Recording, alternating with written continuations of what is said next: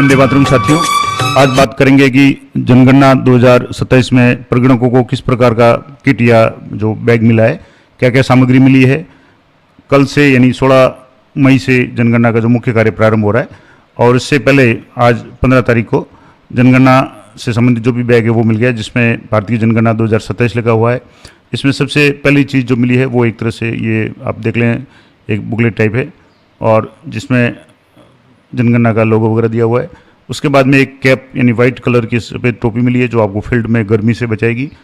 एक जो आपको अपना परिचय पत्र जो चार्ज अधिकारी द्वारा साइन किए हुए हैं, मोहर लगी हुई है और उसमें साइन किए हुए हैं, ये आपको लगे हमेशा जब भी आप फील्ड में काम करेंगे तो आपको गले में इसको लगा के रखना है और ये आपकी पहचान भी साबित करेगा और आपका एक अलग तरीके से डेकोरम बनेगा। इसके बाद में एक जो डायरी दी हुई है, फील्ड में जो भी आप काम करेंगे उस समय अगर कोई नोट करना है या कई बार ऐप अगर मान लो थोड़ा सा काम नहीं कर रहा है और कोई जानकारी विशेष रूप से आपको नोट करनी है तो उसके लिए आपको डायरी दी गई है। इसके अलावा ये जो सीटें दी गई है, अब इस सीट में एक तो आपका जो पेपर है जिसमें नियुक्ति आदेश है, जो भी चार्ज अधिकारी उनके द्वारा आपको एक नियुक्ति आदेश दिया गया है और जिसमें चार्ज अधिकारी के साइन है किस तारीख तक आपको काम करना है। तो इस तरीके से ये अलग अलग 2 पेज का 3 पेज का आपका ये नियुक्ति आदेश है जिसमें जनगणना 2026-27 का लोगो वगैरह लगा हुआ है।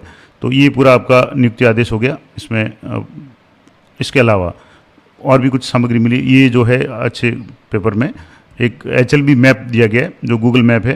हालांकि ये आपके ऐप में भी आपको शो हो जाएगा, लेकिन ये चार्ज अधिकारी की तरफ से मैप दिया हुआ है जिसमें आपके लोकेशन वगैरह HLB का जो भी डिटेल्स है वो सारी शो हो रही है और जो HLB आपको आवंटित की है उसका गूगल मैप है।